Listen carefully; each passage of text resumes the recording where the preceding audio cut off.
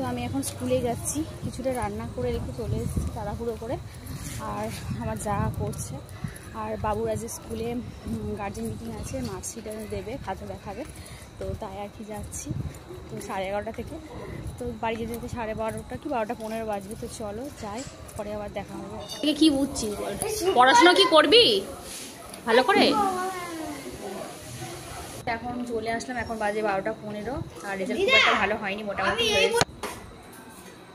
তো এখন এই যে ওর বাপিকে ভাত পাঠাতে হবে, কারণ ও আসতে পারবে না, তাই আর কি টিফিনটা প্যাক করছি তাড়াতাড়ি করে চেঞ্জ করে নিয়ে। আর রান্না তো সবই করে নিয়েছে দিদি, আমি শুধু জাস্ট একটু পাঁপড়টা ভাজলাম আর এখানে টিফিনে মানে প্যাক করে দিচ্ছি। কারণ দুপুরের খাবারটা না এসেই খেত, তো একজন আসছে তার জন্য ভাবলাম, বলে যে পাঠিয়ে দিতে, তাই আর কি প্যাক করছি। আর আজকে রান্না হয়েছে মুগের ডাল, যেহেতু শনিবার, আর সয়াবিনের তরকারি, আর এখানে হয়েছে পাঁচ তরকারি। তো চলো গুছিয়ে নিই, তারপর সবাইকে খেতে দেবো। আর অনেক দিন হয়ে গেল না টিফিন এইভাবে পাঠানো হয় না, তার জন্য সেই টিফিন বক্স টক্সগুলো সব তোলা রয়েছে। তো সামনে যেদিকে পেলাম ভাবলাম এর মধ্যে করে দিয়ে দিই, তো তাই আর কি প্যাক করে দিচ্ছি।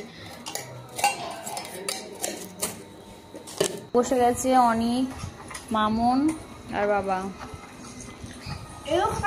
হাতে রান্না ভালো হয়েছে।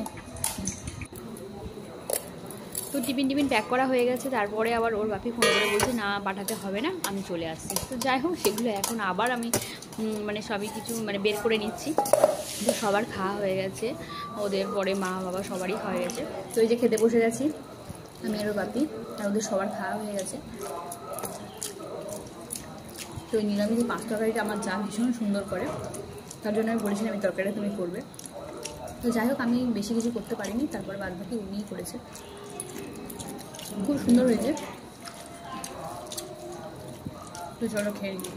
তো তারপর বিকালে বাবুর কালকে একটু প্রোগ্রাম আছে, তার জন্য স্যারের বাড়িতে দিয়ে আসতে যাচ্ছি, যেহেতু ওর বাবি এখনো আসেনি, তার জন্য আমাকেই একটা যেতে হচ্ছে। তো ওখান থেকে অনেকটাই রাস্তা, তাই আর কি ওকে টোটোতে করে দিয়ে আসলাম।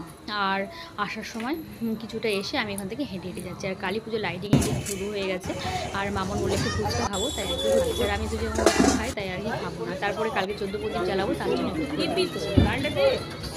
চলো 14 প্রদীপ কারা কারা জ্বালা অবশ্যই হবে। যে আমাদের একটু নেওয়া হয়ে গেছে প্রদীপ, তো এখন বাড়ির দিকে যাচ্ছি। তো মনে এখন গেছে একটু এটিএমে, আর আমি বাইরে দাঁড়িয়ে রয়েছি। তো বাবু এখনো আসেনি।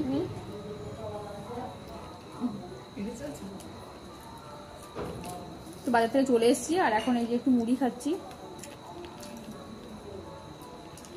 তো ফুচকা টুচকা খেয়েছে, বলছে খাবো না, তো আমি একটু নিলাম, তাই ওই আর কি একটু মুড়ি